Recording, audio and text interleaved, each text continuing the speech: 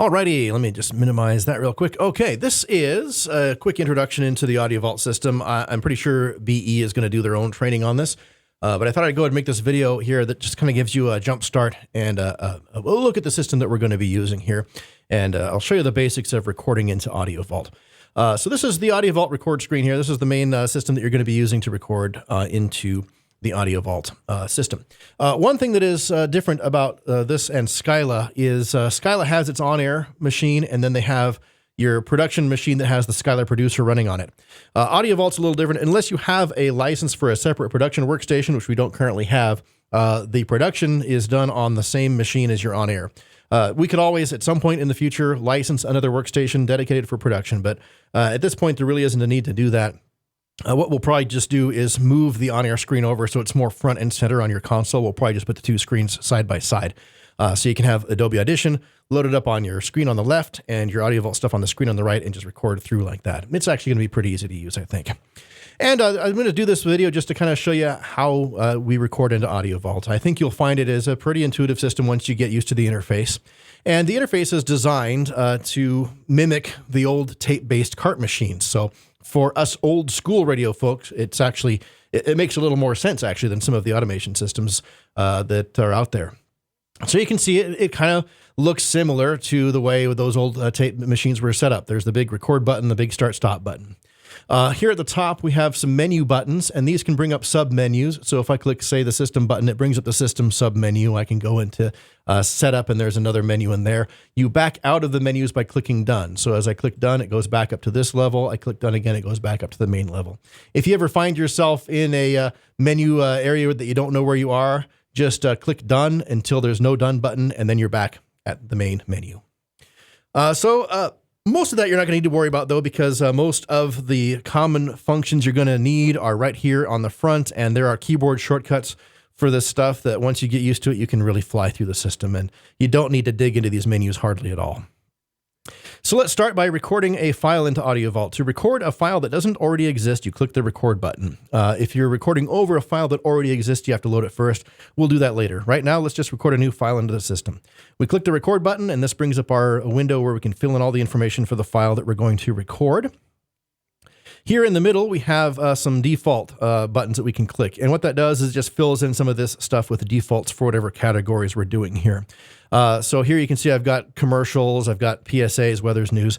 We can probably make one for music here. If you're going to be recording a lot of songs in, it might be nice to have some default stuff set for you, save yourself a little bit of typing. I'm going to go ahead and click commercials here.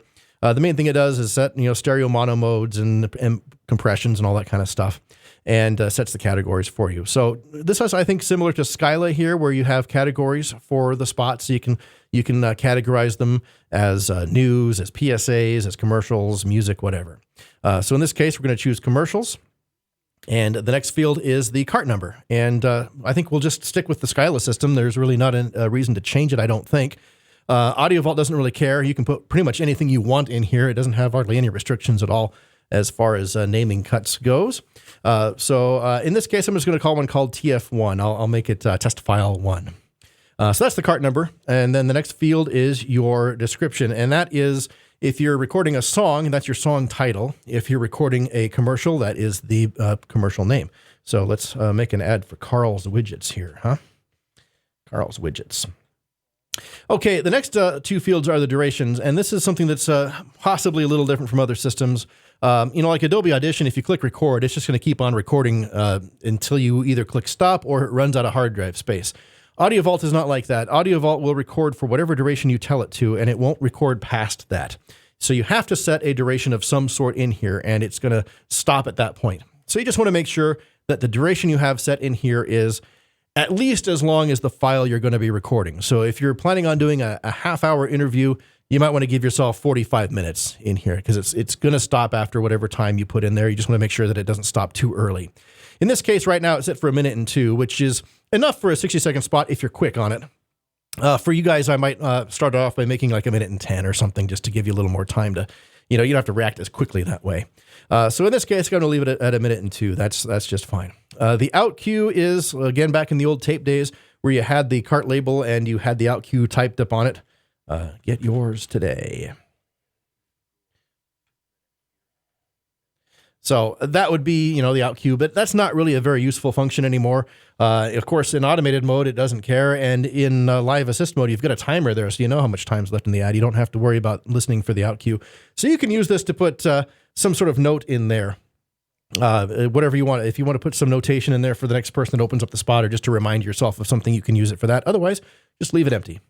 Start date and kill dates, obviously those are the dates the spot's going to run. For Audiovault, you do have to type in the slashes. So if this spot starts on March 4th, you have to do 3/4/23, and that would be March 4th. But you can also do some other things in here. Say the spot starts today, type TOD for today, and it will fill in today's date. Say it starts tomorrow, TOM for tomorrow. Say it starts 5 days from tomorrow, TOM plus 5. We'll make it fill in a date that's 5 days from tomorrow. You can go TOD plus 10, and it'll be 10 days from today. So you've got some options there for the start dates. I'm going to go ahead and put in TOD for today. The kill date is, you know, of course, the same as the start date. Same functions happen there. You can leave these dates empty. Of course, for songs and things like that, you wouldn't want to put dates in there. You can do it for commercials too, but I wouldn't recommend that. If you have a spot that's going to run until who knows when, just go ahead and use TFN, the old radio till further notice. It does accept that as a valid kill date. And that's better than leaving the kill date empty, because you can search for spots with kill dates of TFN. And that way you don't end up having spots that sit in there for, 10 years, just taking up hard drive space, and you don't need them anymore. So if you have a spot that is TFN, just go ahead and use TFN. Otherwise, you can put in like, say 1231, and it'll come up at the end of the year being outdated. Client artist, if you're recording a song in there, that is the artist name for the song, where the description is the song title. For spots, it would be the person voicing the spot. And the only reason you would need that is if you were concerned about separating voices in commercial breaks, which I don't think you are. So if you want to make sure that you don't have two Carl ads playing back to back, you can put Carl in there or something like that. And that way it'll show up on the screen, hey, this is a spot voiced by Carl. You can make sure you don't have two Carl ads back to back. But I don't think you're too concerned about that. So we can just leave that empty. The class, we want to leave that set to all the time. What that is designed for is we can segregate spots to certain workstations. But in our case, we don't want to do that because we're saving some money over buying RAID storage by having redundancy in having each workstation with its own copy of all the audio. So we want to make sure that every workstation has a copy of every audio file, and setting things to all, make sure that it copies to all the workstations. So let that set at all the time. The intro is for music, obviously. If you have 15 seconds before the vocal starts, you put a 15-second intro in there, and that makes it so it can backtime voice tracks and things like that. It makes it sound real nice and live and real. If you have intros in there, it'll ramp up the voice tracks just like an actual disc jockey would do. Of course, you can leave those empty, and it's not going to hurt anything, but it sounds a lot better if you have intros on songs, if you put the intro time in there. The rest of the stuff you don't really need to worry about. This stuff, in fact, you can actually have hidden. I just happen to have it open on this particular workstation here. The play while recording thing does occasionally come up in here, which is why I have it. What that's designed for is, say you're playing a top of the hour news, but you're playing a music format. And so you have to wait for the current song to end before you can play the news. Well, this allows the news to start recording at the top of the hour, and then it can start playing back as soon as the song ends. Even if the news hasn't stopped recording, it can play back at the same time it's recording. So that's what that feature is for. That might be something we end up using occasionally for you as well. But for right now, we don't have to worry about it. And of course, stereo mono, just leave everything in stereo. What this button here does is it trims off the silence of the front and the back of the spot as you're recording it, which is a nice feature to have. You can click the start button, hit your start on Adobe Audition, or just start talking, and it will automatically trim off the silence from the front and the back of the file. The discard scrap button takes that one step further. In addition to trimming it down to the spot, it actually removes the hard drive space that it's using. So it actually truncates the file. I don't find that to be particularly useful. It doesn't save you a whole lot of hard drive space by doing that, and it makes it so you can't ever trim the spot past the point that it initially trimmed it to. So I would typically leave this set just how it is. Stereo on, auto trim on, discard scrap off. And redo audio, we don't have to worry about that. There's an easier way to get into that. So let's say we've got everything filled out here the way we want it. We click OK. And now you can see that we have our first spot ready to go, and we can check our levels here. This is a standard VU meter, so the proper level would be peaking right around 0. I'm going to turn my mic down just a little bit here. That level is probably okay. Just like the old saying goes, you can visit the red, but don't live in it. The proper Audiovault levels peak at 0 with occasional traveling above. So here we can see we've got our 1:02 default duration. Here's cut TF1. It's a commercial, and it's for Carl's Widgets, and our record button is lit up just like on the old cart machines. We are ready to go. It is armed and ready to go. So if we click start, It's now recording the audio, and you can see the counter here is counting up. If I click it, it will count down. I can make it count up or down, and this is auto mode, where it automatically goes to counting up if you're recording and counting down if you're playing back, which is kind of a handy way to go. You can see here it's going to record for 1 minute and 2 seconds, and it's going to stop once it gets over here, unless I click the stop button first. And that's what I'm going to do here. I'm going to go ahead and record for about 30 seconds. I'll stay silent for a few seconds, and then I'll click the stop button. So here we go. We're coming up on 30 seconds, the end of our spot.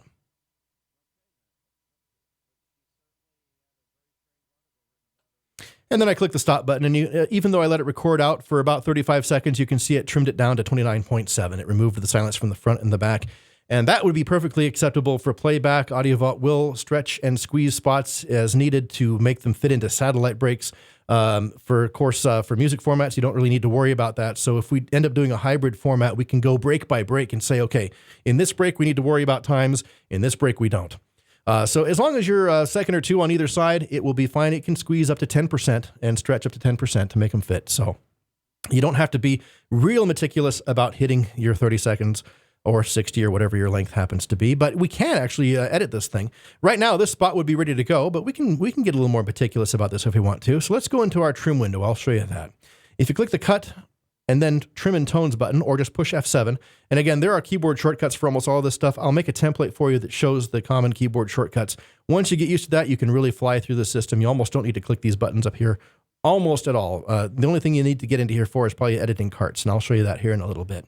But here you can see this is the full duration that we recorded for, and you can see that it trimmed it back down. This green bar is the part of the audio that it is going to use. So you can see it trimmed all of this silence off to here, and it trimmed a little bit of silence at the beginning as well. I can zoom in here to get a closer look at it. And if I click the play button here, we can audition the spot. It's now recording the audio, and you can see the counter here is counting up. And if I just click around in here while it's playing, I can listen to different parts of it. If I click it, it goes to counting for 1 minute and 2 seconds, 30 seconds, automatically goes to count. Okay, and I can click next edge to jump to the next edge, previous edge to go to the previous edge. And we can adjust this here. You can see here's our total length down here, 29.67. So if I just zoom in here a little bit and take this green bar and drag it back a little bit, you can see I'm making the spot just a little bit longer. I can go next edge, and I can drag this out a little bit here, and we can make it exactly 30 seconds if we want. Another way to do that is just click where you want the audio to end or start and click Set End Audio. You can click Set Begin Audio here, Set End Audio here, trim it to whatever you want. If you click untrim, it trims it all the way back out to the full duration that you let it record for. And then this button here is the auto trim that it automatically does if auto trim is turned on, but we can make it do it manually here. It's now okay, and you can see now it went back to the 29.6. I could go ahead and zoom in here, just adjust this up a little bit here. Let's just drag this out, go previous edge, drag that out, and we'll make it exactly 30 seconds. Why not? Okay, the rest of the stuff you probably don't ever really need to get into. The only other thing you might use is a sec. That's for putting in sec tones for songs if you want to have them fade out at a certain spot. Let's say that this was a song that was fading out right here, and I wanted to make it fade as it's fading out. I can click this, and I can click and insert sec, and you can see a little blue dot there. That's the sec tone. So at that spot there, that's where it's going to start the next spot and let it overlap there. So rather than letting the whole song fade out, you can go ahead and start the next song while the other one's fading out, just like an actual disc jockey would do. You can adjust those times, just like the green bars, by just taking them and dragging them. You can remove it out of here. You can do a set begin and end. So if I want to make it a longer one, I can set the end tone there. I can set the beginning here. I can remove it out of there. Sec tone, that's probably the only other thing you'll use. There's tertiary tones as well, another way to trigger automation, but that's probably not going to be anything you ever use. So the features I showed you right now, that's really all you're ever going to need to get in here. In fact, you might not even need to get into here as long as you're reasonably close on your times, within a couple of seconds, everything will be just fine and it'll play back with no problem at all. So now we have our file ready to go, but you can do more than just audio cuts in here. You can also do carts, and I'll show you that as well. Carts, a nice way. I don't know if Skyla does carts or not. Again, like the old tape systems, if you had 3 spots rotating, you could have a single cart. It was like a 120-second cart, and you put your 3 30-second spots on there. And since it was an endless loop tape, as it got done with the last one, it would go ahead and queue up to the first one again. Well, you can do the same thing here in Audiovault. So let's go ahead and do that. Carts are a type of list. They're just a list of cuts to play. And so to make a cart, we go into the list menu, and we're going to make a new one. We click new, and it's going to be a cart. There are other lists that you can have in here. This is stuff, again, you probably won't ever need to get into. This is some stuff that I'll probably program behind the scenes, but nothing that you really need to worry about. Carts have their own category, just like the cuts do, and generally they will be the same. If you're doing commercials, make them a commercial. If you're doing a cart with newscasts or something, you'd make it news or something like that. The cart has its own number. So in this case, I made a cut called TF1. So let's make a cart called TF, and we'll have cuts TF1, 2, and 3 rotating in there. Description, same as the cut itself, Carl's Widgets. This can be independent of the cuts as well. You can see there's start and kill dates in here. I would not use those. You can, but it just ends up making another layer of things that can become outdated. The only time I would ever maybe use this is if you wanted to quickly stop a certain spot from running and you had like 4 or 5 spots rotating. Rather than going through and doing something with every individual spot, just make the cart outdated, and every time that comes up on the system, it won't play. So maybe in an emergency situation, if you had to quickly stop a spot from running until you did a copy fix on it or something, you could maybe make the cart outdated and it would just temporarily stop everything. But for the most part, I would just leave these empty and let the dates of the cuts themselves dictate what's going to play. You don't really need anything else in here, so click OK. And now what we've got is a cart called TF with nothing in it. So let's put something in it. It already brings up our list menu here. We can go to Insert Line and insert TF1. And now you can see we have a cart TF with TF1 in it. So that's one way to make carts. Another way is rather than creating the audio file first and then inserting it into a cart, you can make the cart first and then just record the cuts directly into it.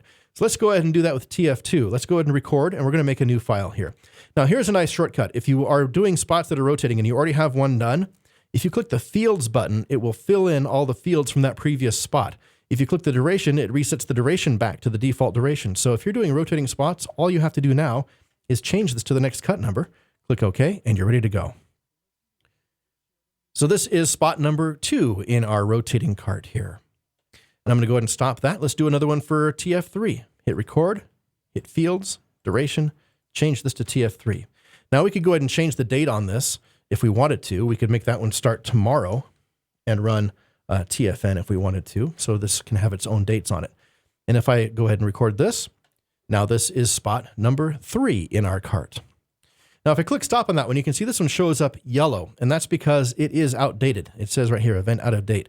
The current date is not within our dates that we put in when we recorded this spot. So that's a way that it's indicating that particular spot is out of date in the cart.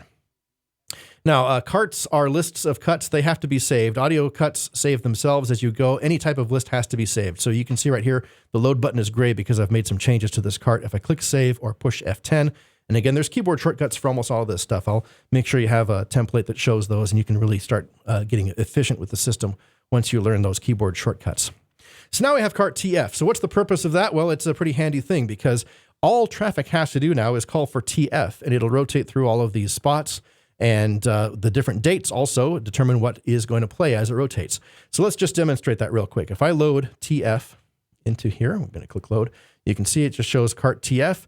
And here's our first spot. If I click play on this, it's now recording the audio. And you can see the counter here is counting up. If I click it, so that's the first one I recorded. Let's go ahead and skip to the end of it. We'll count down.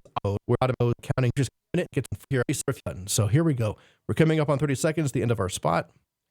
Okay, now you can see it's changed the time here because it's now rotated to the second spot. If I click start now on TF, so this is spot number 2 in our rotating cart here. And now if I play it a third time, now this is spot number 3 in our cart. And now if I click again, it's now recording the audio, and you can see that it goes back to the beginning. So that's how it rotates through carts. And if we want to see what's inside that cart, which is typically what you'd want to do, instead of clicking the load button here on TF, click expand. And that expands the cart and lets you see what's inside it.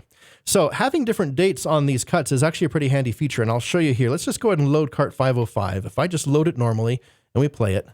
Thank you for calling Bighorn Security. This is Carla. Wait, where's that nice man from Bighorn Security? I'm going to skip to the end here. To send out Steven for a free estimate? Aye, aye, Captain. Okay, so there's one spot now. Wow, you can open your door without a key? Yeah, that nice. Okay, so it's rotating through these spots here. So let's go ahead and expand that cart. We're going to load it, we're going to expand it, and now we can see what's inside here. So you can see that the first 4 cuts in here are outdated. And so right now, as it's playing cart 505, it's just rotating through these 3. It plays this one, it plays that one, then it goes back up to this one. Every time it loads cart 505, it rotates through those. So if we look at the dates on these, we can go into our modify window, which is cut and modify. And that brings up the window that we used when we initially typed stuff in. You can see that these are running through February 28th, and that's actually the same here. F8 is the shortcut for the modify window. We can look here, we can go here, and same there. These ones here are starting on March 1st. We can look at all those. So what's going to happen here is traffic just keeps calling for cart 505. It doesn't really care. 505 is Bighorn security. That's all it really needs to know. I don't know when the traffic order, it might be written through the end of the year. But what's going to happen here is on March 1st, it's going to stop rotating these 3 and then start rotating these 4. And nothing has to be changed in Audiovault or traffic for that to happen. It'll just automatically start playing the new spots on March 1st. So there's some handy things you can do with that. Let's say you have a business that has a sale coming up on Friday. Well, you can have the cart, that's your standard cart you always use for that business. And inside it, you can have whatever you want in here. Like you can see, we're using different letters here. Traffic doesn't care. Audiovault doesn't care. As long as it makes sense to you, you can put whatever you want in there. So we can have a spot that says, hey, the sale's coming up on Thursday. And that ad runs, or sorry, the sale's coming up on Friday. And you have that spot running through Thursday. Then you have another spot in there that runs Friday only, and it says the sale is on right now. And you don't have to change a traffic order. You don't have to change anything in Audiovault or traffic. It will automatically just start playing the sale ad on the day of the sale.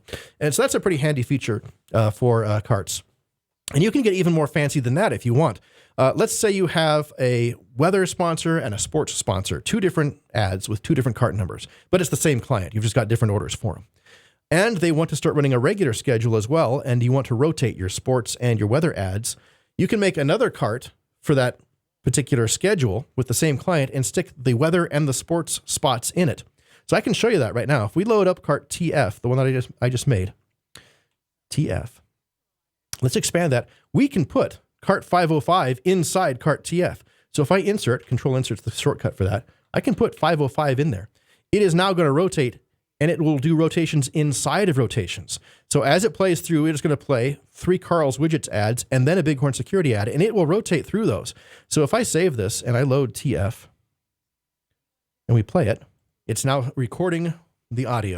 So I'm going to go ahead and let it record, play through here.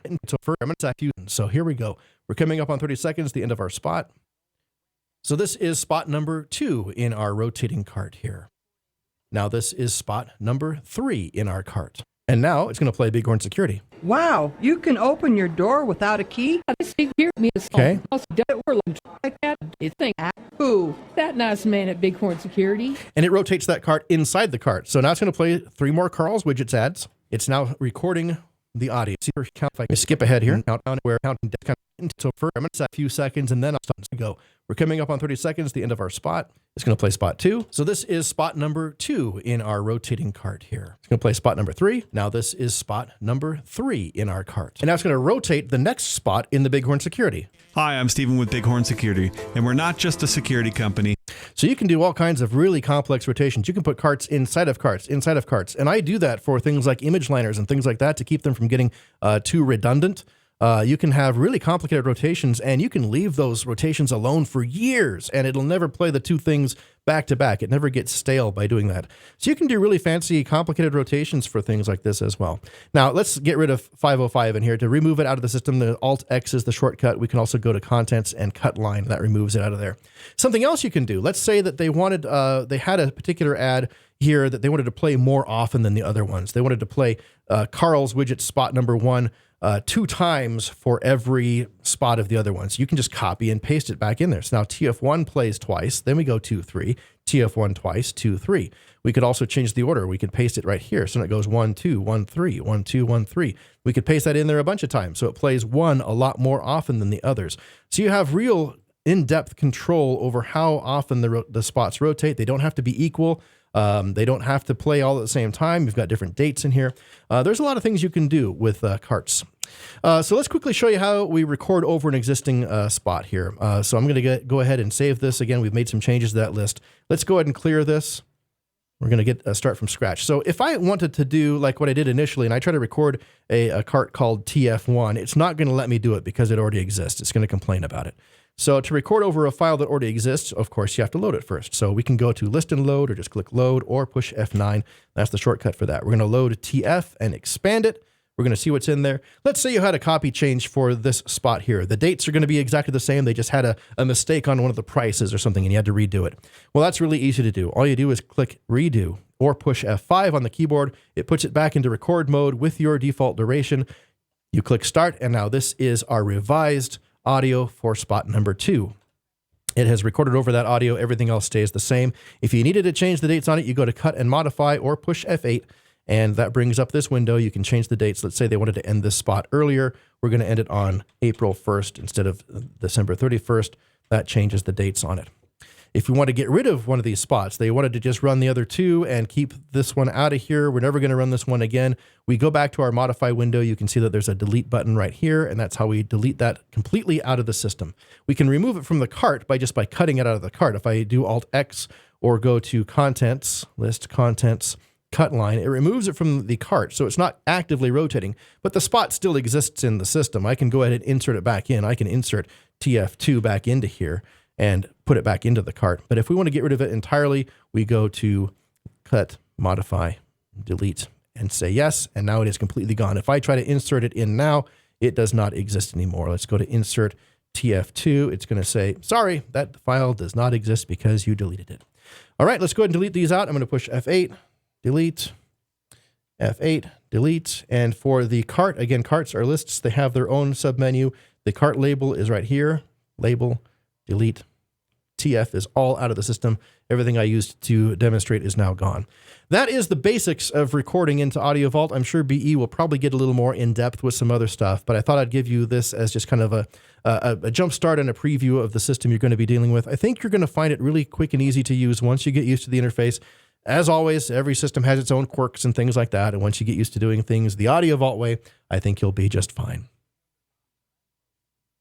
And of course, I'm very handy at this system. I've used it for many, many years. So if you have any issues, I can remote in and I can easily guide you through something if you end up getting stuck.